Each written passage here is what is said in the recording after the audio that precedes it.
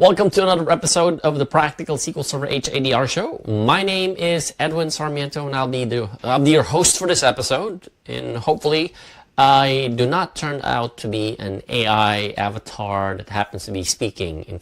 I've been starting to see a lot of these social media posts on how to create your own avatar, an AI avatar, like a completely different person, and then the avatar would then start doing these. Like you're creating a video from start to finish using AI, and the AI would either look like something similar to you, where you can take photos of yourself on all angles and then feed that to AI, and then AI would start doing these videos.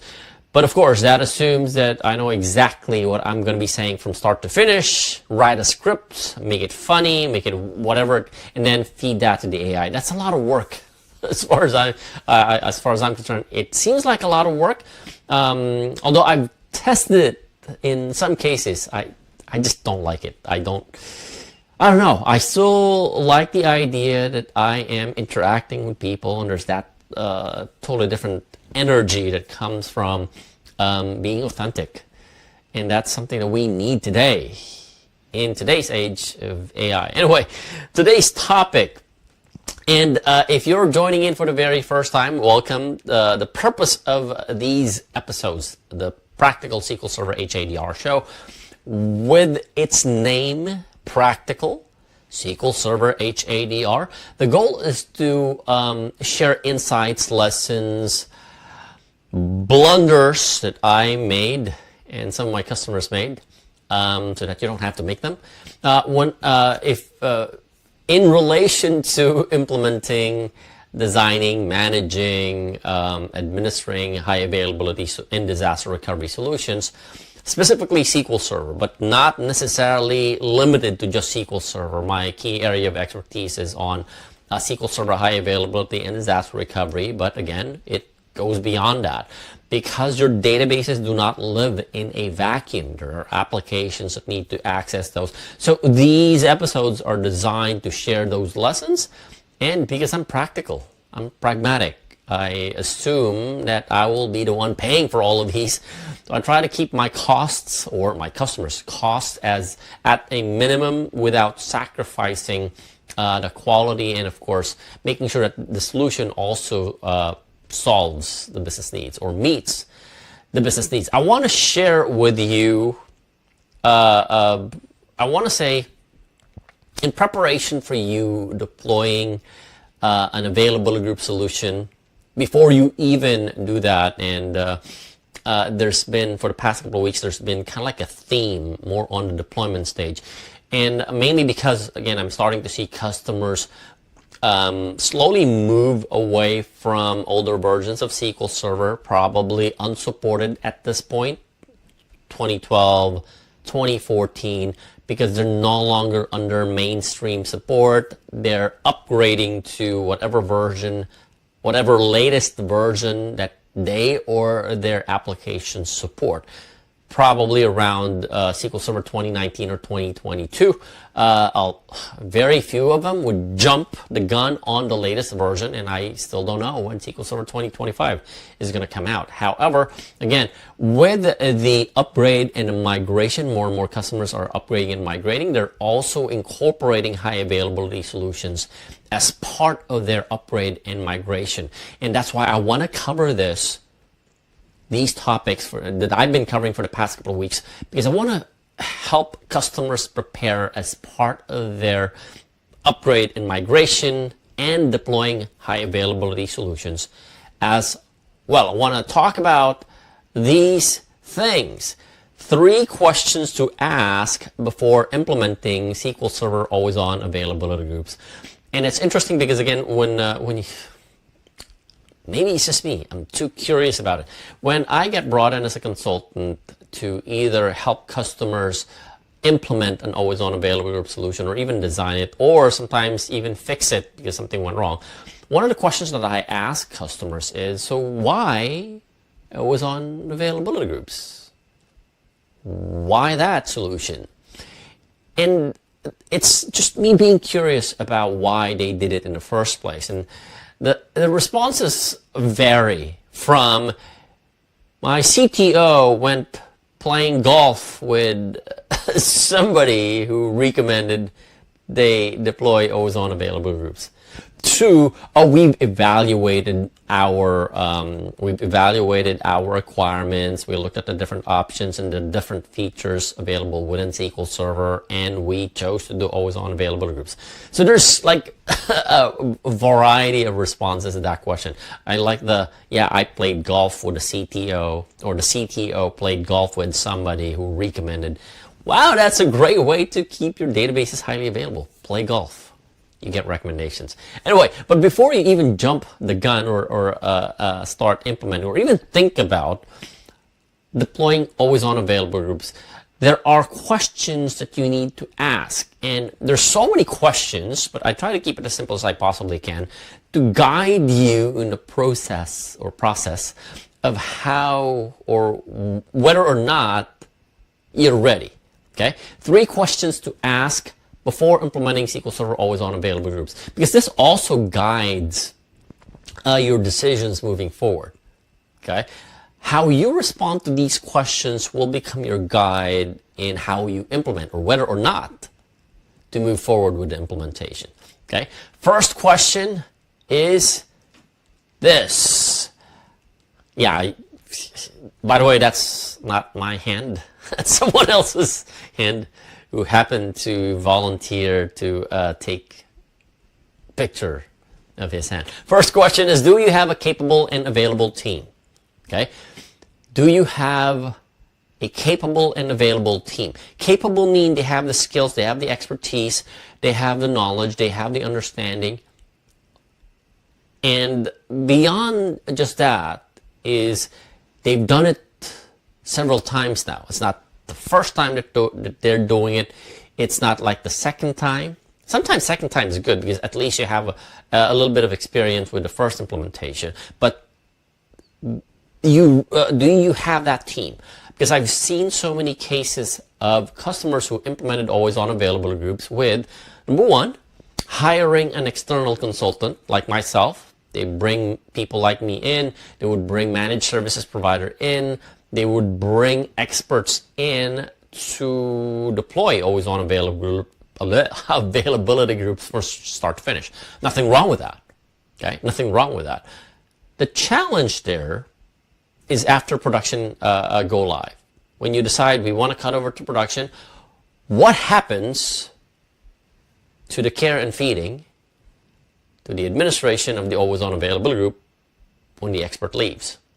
Okay, and again, I've seen so many cases where, like that customer that I was working with, they reached out to me because they implemented, or not they engaged a managed services provider to build their always on available group solution. Simple, 2-node failover cluster with 2 replica availability group, stretch across different AWS zones, file share witness. And because they do not have the capabilities in-house to build this, they brought in a managed services provider to build the always on available group. 5 months later, everything's moving fine. Production cutover happened, and now they're happy. Until they were not. Okay? Because they did not have internal capabilities, no skills, no one in their staff know how always on available groups work. They had their managed services provider, the very people who built the always on availability groups, take care of the implementation, meaning operational day-to-day tasks. They were handling issues. They were taking care of tickets. They were resolving problems. They're taking care of it. They're patching it, performing maintenance until, and I say until 5 months later, they had an outage and their managed services provider could not bring the available group online. They had an outage for 6 hours. And again, me being curious, I asked, why did they implement always on availability groups? Well, they needed high availability with very tight SLAs. But because they cannot do this in-house, they do not have the capability in-house to build an always on available group, they outsource it. And because they also do not have the capability to do the care and feeding, they outsourced, okay, the management, the administration, care and feeding, maintenance, all of which they outsourced to the managed services provider. Now, sure, they had the capability to build it. What about maintaining it? Okay. Unfortunately, the managed services provider did not have the skills and the capabilities to troubleshoot outages and issues.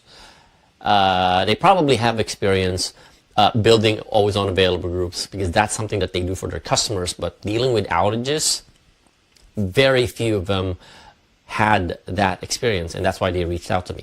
So ask yourself the question, do you have capable and available, capable team? We'll talk about that first. Do you have a capable team? And I've also seen cases where the DBA wanted to get their hands on always on available groups to put it on their resume. This is not the time to build your resume. Okay? This is not the time to learn this technology. Okay? You have to learn this technology before you implement it in production. Okay? It's tempting. It is tempting because, again, with people wanting to move between jobs, it's tempting to implement a technologies just so they can write it on their resume. Okay? Don't.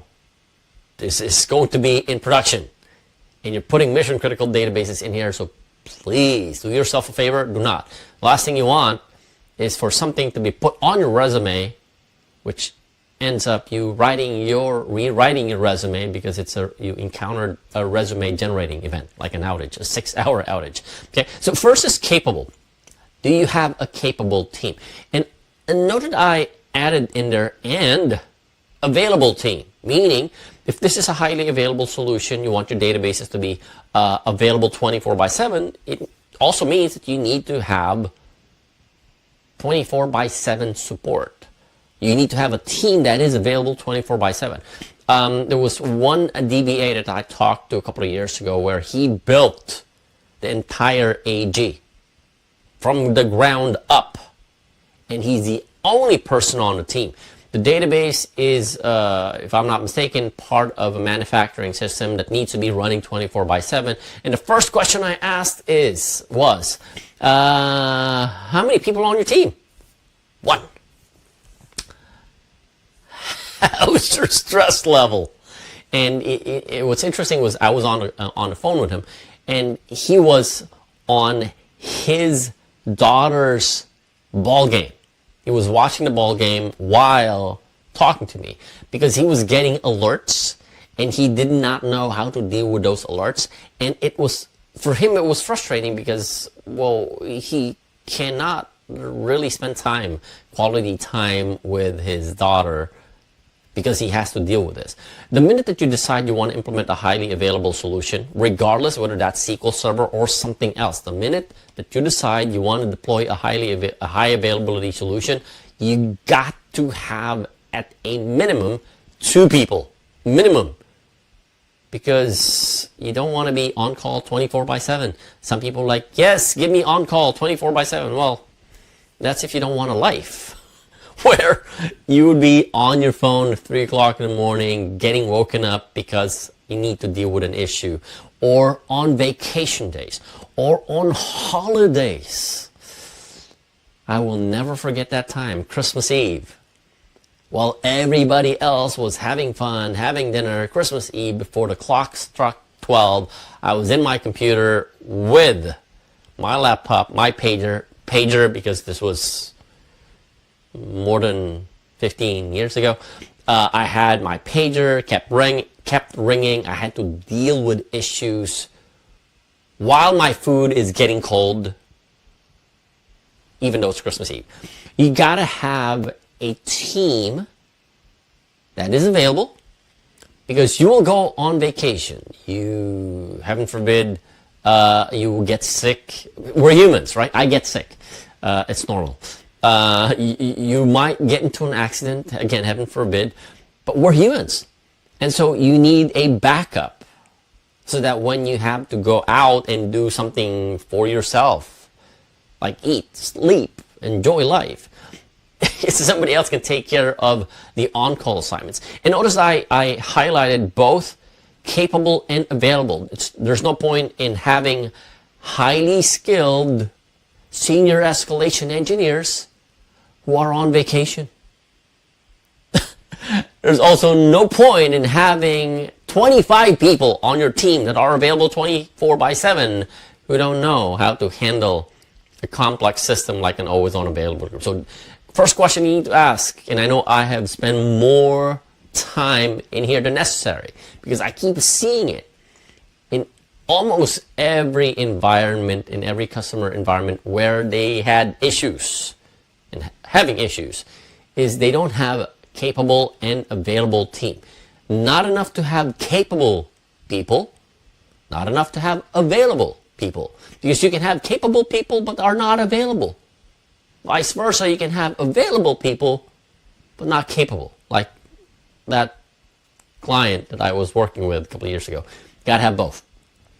Capable and available team. Moving on, and I know I spent so much time on this because I have seen this so many times, and it's kind of like a pattern. Okay? If you don't have capable and available team, reconsider. Don't deploy always on available groups. Reconsider. Either you build capable and available team, or you don't do that at all. Okay? That's one. Second question that you need to ask, although the person modeling for this photo forgot to put on long sleeve shirt and he forgot and we didn't want to do a reshoot, so we'll take it. Second question is, do you have a proper incident management and escalation process? Okay, a proper incident management and escalation process. It's great if everything works smoothly. I've seen environments where the capable people built it from the ground up, configured it, stabilized it. It's highly reliable, it's highly available, it's resilient, to a point where they almost forgot they had an availability group. That's a good thing though. But then you have to also constantly, revisit your skills so that you're ready when an outage happens. You have the skills and you don't forget, right? That's a good thing because you're always on available groups are humming along and they're highly available. You barely have to touch it. But when issues happen, I'm not saying if, these things are made by humans who make mistakes. There would be a bug. There could be issues. There could be configuration drift. There could be emergency changes. And when those changes introduce risk to the system, you could potentially encounter issues. So the question you need to ask is, do you have a proper management and escalation process in place? Going back to that story that I told about that customer who had an outage. It was their managed services provider who built the always-on availability groups. It's their responsibility, meaning the managed services provider's responsibility, to do the care and feeding, administration management. But there was not a proper incident management and escalation process. What do I mean by that? Well, for one, if your recovery time objective, the amount of time it takes for you to bring up the system back online after disruption, if that was very tight, let's say a couple of hours, or not couple of minutes, because what's the point of having an always-on availability group if not for high availability, right? If you don't have, or if they do have a proper incident management and escalation process, why take 6 hours? If you have a 1 hour SLA, one maximum for HA, if you have a 1 hour SLA and 1 hour recovery time objective, why wait 6 hours to bring everything. And for me, that's questionable because again, and it is tempting. I'm guilty of this myself. Way back when an issue happens and the ticket is assigned to me, the first thing that I will do is make sure I take full responsibility for it. Sometimes I don't know what to do because I've never encountered that issue before. Sometimes I know what to do, but I don't have a lot of time because I'm too busy. Okay? When that happens and it has something to do with a highly available solution like always on available group, the first question that I ask is, what's the RTO? If I'm cutting close to that RTO, the recovery time objective, let's say 1 hour RTO and I'm already on the 40th minute and I haven't done anything yet, then I would have to escalate. But then sometimes ego steps in where, no, it has to be me who needs to get this thing resolved, right? That's why when I was working for a managed services provider and we were in a team of DBAs, my service delivery manager would always emphasize there is no superhero on the team. Don't be a superhero, okay? We have tight SLAs and tight recovery time objectives to observe.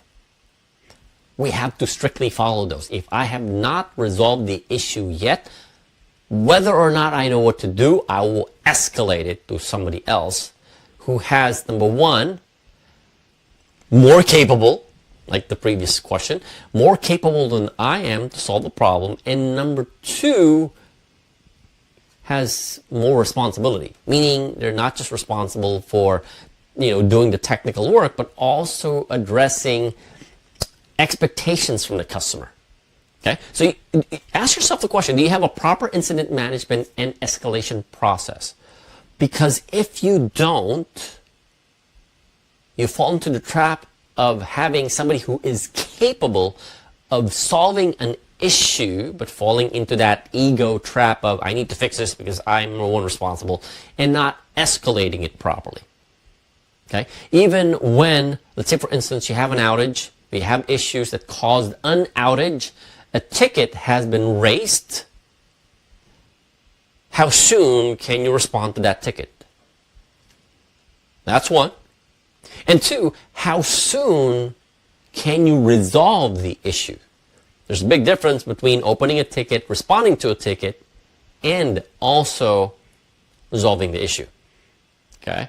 I couldn't count the number of times when the person who's capable of solving the issue did not escalate, again, because of the fact that they just felt like, hey, this is my responsibility, I'll take care of it. But again, not looking at the clock. I always tell my customers, if you have an SLA, if you have an RTO and RPO, the minute that your availability groups go offline, which also assumes that you have a monitoring tool in place, the minute that your always on available groups go offline, databases come offline, is the moment that the clock started ticking. Didn't matter if you already have a ticket, didn't matter if somebody was assigned a ticket, the clock already started, because that's the expectation when it comes to keeping those databases and those availability groups online. Okay? That is part of incident management and escalation process. I remember when I was working as a data center engineer, this is something that we really emphasized, and we role play even. Somebody would simulate outages, of course not in production, in our development environment. Somebody would trigger an outage. The outage, we also keep track that the outage is being monitored, or our monitoring tool is keeping track of it. The monitoring tool will send an email that then automatically opens a ticket. And then based on who is in the operations team keeping an eye on these issues, either, number one, they would evaluate the ticket and see if they can resolve it. If not, they will immediately escalate it to the person. And then we clock it, we time it. Not because most of the time it's because that's how we get paid. the amount of issues we resolve is how customers pay us, but also to improve our processes. Okay, our goal is to minimize the number of outages, minimize the number of incidents. Okay, if we can minimize the number of incidents, then we can tell the customer, look, no outages, no incidents, everything's smooth sailing. We can scale the infrastructure even more, so you can improve and you can grow the business. Okay, but again, we role play, we measure, we time it, and if there are issues, like for instance, I could not resolve it, I would escalate it to my manager. Technical manager, that is. Okay, and if within the SLA we could not resolve it, the service delivery manager would then have to inform the customer about what the status is, keeping communications to make sure that the expectation is set while we're working on the issue. Okay, so that's the second question. Do you have a proper incident management and escalation process? Third question. I told you the previous photo, the guy forgot to put on a long sleeve shirt. Just saying. Third question that you need to ask is, do your apps support database high availability? Okay. Do your apps, and I mention apps because, for one, it's tempting to implement a high availability solution just because that's supported. As far as Microsoft is concerned, as far as SQL Server is concerned, it is supported. But you also have to remember, if you're running if it's proprietary and you built it, then your developers should be able to write apps that support database high availability. But I've also seen environments where the app was built by a third-party vendor. They outsource it. Maybe it's an off-the-shelf customizable app, maybe an ERP system. A third-party vendor built it, but then they don't support a specific high availability solution. Not because they don't really support it, but because they haven't really tested it. And because they haven't tested it, they could not claim that they can support it. So implementing a database high availability solution that isn't supported by your application vendor, then you're at the risk of not being officially supported. Even though SQL Server and Microsoft supports always on available groups, your application vendor might not.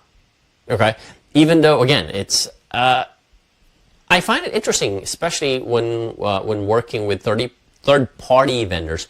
My customers would sometimes bring me in, ask me to talk to application vendors just to get a sense of why or why not the application does not support something like an always on available groups. And the way I deal with this is, if your application vendor does not support database high availability like always on available groups, don't do it.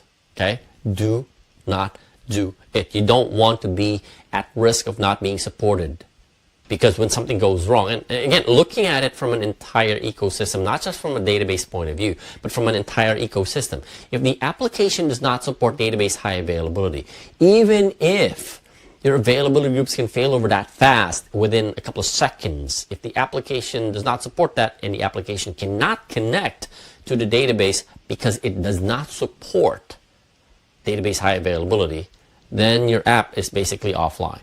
Okay, the analogy that I would tell my customers is this. Well, if you're on your phone buying stuff off of Amazon, right, and the minute that you hit purchase or checkout, something went wrong, and then all of a sudden you can no longer access your orders, you don't say, oh, it's a database problem, or it's an app problem, or it's a networking problem, or no. You just say it's down. So it doesn't matter if you have a solid, reliable, stable, highly available database infrastructure. If your app is down, then it's technically offline. Okay? Doesn't matter if you're the best DBA in the world that you can do automatic failover, bring the database online in as quickly as less than 2-3 minutes. If the app cannot connect to it, it's still offline. It's a perception thing, and it's also offline because the app cannot connect to it. Okay? So if your apps do not support database high availability, and sometimes it's not even a question of, can the app connect to the database using the listener? It's not even that. The app can connect to the database just by using the listener. It's just the support. And I use like air quotes for that because it is a it's more than just a technical obligation from your app vendor. It's also a legal obligation. And they could tell you, look, we told you we don't support it. So you're on your own. Okay? It's one of the reasons why, whenever somebody would implement a non-supported configuration for SQL Server, for their Windows Server operating system, I always tell them, look, don't. Okay? Don't ever do that. In fact, when database corruption occurs and a customer would bring me in, I would do an evaluation of whether the database corruption can be fixed officially, because there are unofficial ways to do it. The moment that I figure out that it can be fixed but using unofficial means, I tell them, look, I cannot do this. It's not because I cannot do this, because there are legal implications on what support really means. You don't want to be in a situation where your vendor would tell you we cannot help you, because that is not supported. Okay? So even if, again, it's not a matter of can it be done, it can be done. Because from the point of view of the application, it's just a connection string change.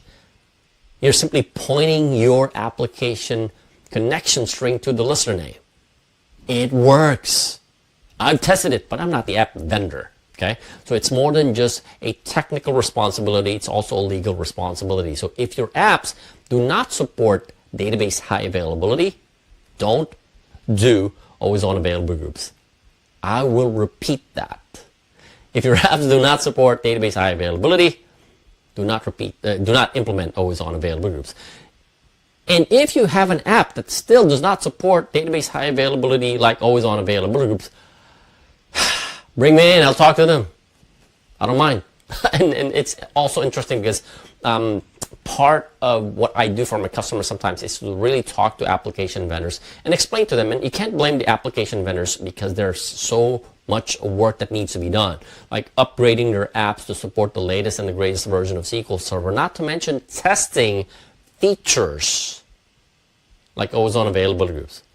Okay? And sometimes it's just a matter of hand-holding them to make it easy for them to do something like supporting database high availability solutions. Okay, so those 3 questions, ask yourself before you even implement your high availability solutions. Ask yourself, 1, do you have an available and capable team? Okay, capable and available. They have to be both capable and available. First question. Second question is, do you have a proper incident management and escalation process existing? Okay, if not, you would at first make sure that you have a proper incident management and escalation process in place. And third question is, ask yourself, do your apps support database high availability? Okay, it is important that not only is Microsoft going to support your always on availability groups, but your application vendor also support your application connectivity to database high availability. Because if not, don't. Okay? You're putting yourself at risk. Okay? That is about it for this episode of the Practical SQL Server HADR show. And again, I'm just sharing a lot of these kind of like guidance on how to decide whether or not you can move forward with implementing a high availability solution for your databases like always on availability groups. And there are more questions. There are more detailed questions, but again, I want to simplify it and use this as a guide because you can branch out on so many different questions on this as well if you really want to be more detailed. But again, you start off at a high level and then you start digging deep and ask more questions. And if your answer to any one of these 3 questions is no, don't. Okay, kind of ironic. And I tell my customers this is my key area of expertise. But if you cannot answer yes to all 3 questions, then don't bother. I don't want you to go through all that trouble realizing you don't have a capable and available team, you don't have an incident management and escalation process, and you don't have support for your applications to connect to database high availability solutions. Okay? And what else? Well, if you need help on anything regarding always-on availability groups or SQL Server high availability and disaster recovery solution. Maybe you're in the process of implementing something like always-on availability groups, or you need somebody in because you already have something in place and you are looking at either creating, or you already have an available group but you don't have a proper escalation process, no proper incident management process, you don't have a capable and available team. I can't do anything about your apps not supporting database high availability. Feel free to reach out. Use that link on the screen to schedule a strategy session. This URL will direct you to my calendar page where you can pick and choose a time that works for you. We'll get on a call.